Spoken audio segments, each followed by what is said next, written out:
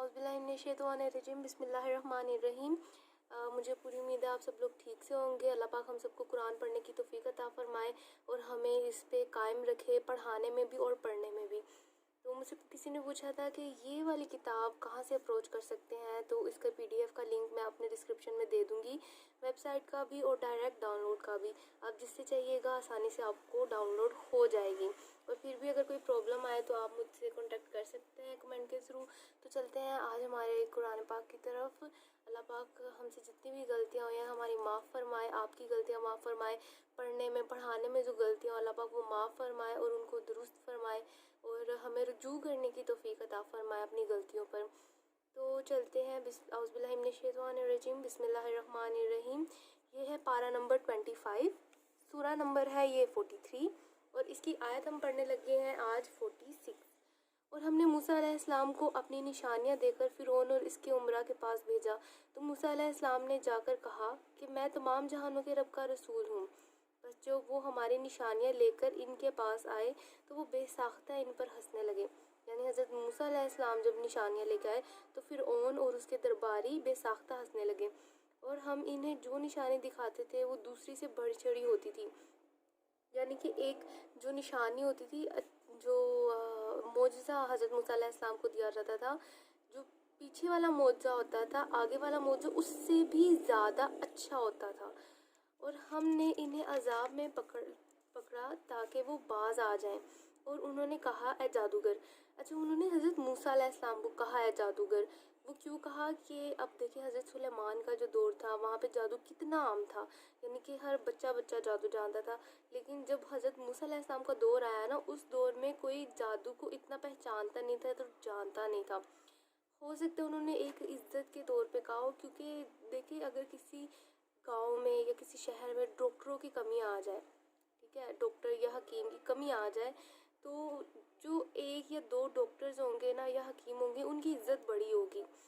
तो उन्होंने फिर आगे हमारी आयत जो है वो इसकी निशानदेही कर रही है कि उन्होंने इज्जत के तौर पे कहा था और नादानी में कहा था, क्योंकि वो जो हज़रत मूसा अलैहिस्सलाम मोज़े लेकर आ रहे थे ना, वो कोई आम मोज़े नहीं थे और ना कोई आम इंसान कर सकता था। प्लस ये कि जब फ़िरौन ने उनके साथ मुकाबला रखवाया था ना, तो उसने कहा था जादूगरों को पकड़ पकड़ के लाओ।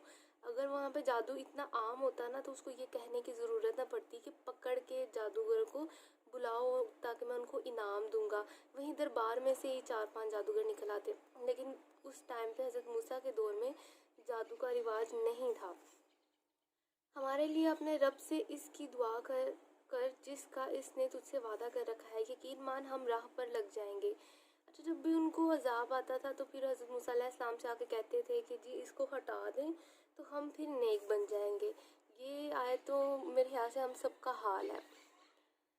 फिर जब हमने वो अजाब इनसे हटा लिया, उन्होंने इसी वक्त अपना कौलो करार तोड़ दिया और जैसे ही अजाब हट जाता था तो फ़िरौन और उसकी कौम जो है वो भी पीछे हट जाती थी, फिर से जुल्म ज़्यादती करना शुरू, गुनाह करना शुरू, शिर्क करना शुरू कर देती थी। फ़िरौन ने अपनी कौम से मनादी कराई और कहा, मनादी कहते हैं जिसमें सब को बुलाया जाए और फिर बात की जाए। ऐ मेरी कौम, क्या मिस्र का मुल्क मेरा नहीं और मेरे महलों के नीचे ये नहरें बह रही हैं, क्या तुम देखते नहीं?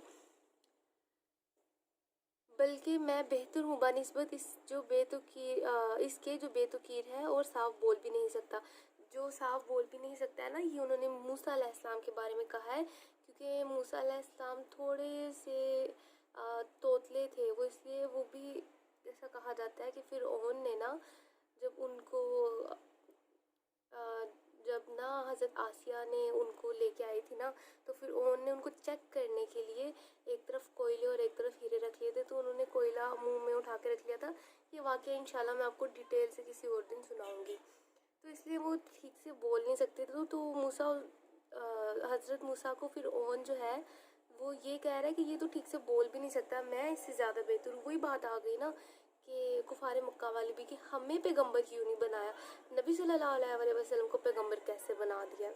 बहरहाल फ़िरऔन तो खुद को खुदा ही मानता था। अच्छा, इस पर सोने के कंगन क्यों नहीं आ पड़े या इसके साथ परा बांधकर फरिश्ते ही आ जाते। यानी कि वो मटेरियलिस्टिक था।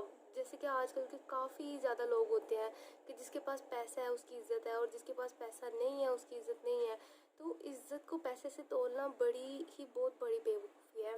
تو وہ بھی یہی کہہ رہا تھا کہ اس کے اوپر سونے کے کنگن کیوں نہیں آ گئی، یا اس کے پاس اتنی دولت کیوں نہیں آ گئی تاکہ ہم اس کی خود ہی پیروی کر لیتے، یا پھر یہ کہ پرا باندھ کر فرشتے کیوں نہیں آ گئے، یعنی کہ پروں والے فرشتے اس کے ساتھ چلتے ہوئے کیوں نہیں آ گئے. اس نے اپنی قوم کو بہلایا پھسلایا اور انہوں نے اس کی مان لی. یقیناً یہ سارے ہی نافرمان لوگ تھے. ان کی قوم وہ تھی جن پہ فرعون جو ہے وہ ظلم کرتا تھا. تو اسی لیے وہ کہہ رہا ہے کہ اس نے اپنی قوم کو بہلایا پھسلایا اور وہ سارے ہی اس کی باتوں میں آ گئے ہیں. اب وہ اپنے درباریوں سے اور اپنے خاندان کے لوگوں سے کہہ رہا ہے کہ تم مت آ جانا اس کی باتوں میں، یہ تو ہے ہی سارے نافرمان. پھر جب انہوں نے ہمیں غصہ دلایا تو ہم نے ان کا انتقام لیا اور سب کو ڈبو دیا. کن کو غصہ دلایا؟ اللہ پاک کو غصہ دلایا. تو اللہ پاک نے پھر فرعون کو کیسے ڈبو دیا تھا وہ ہم سب جانتے ہی ہیں. بس ہم نے انہیں کیا گیا گزرا کر دیا اور پچھلوں کے لیے مثال بنا دی.